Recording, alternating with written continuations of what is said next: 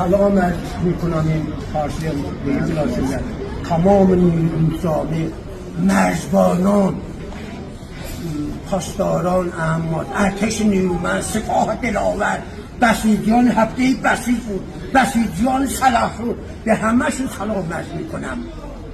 اینا اگر نباشن این بیشرف ها الان تمام کشورهای اروپا، آمریکا، اسرائیل دست در دست هم دادن تمام به ایران چیکار کنن؟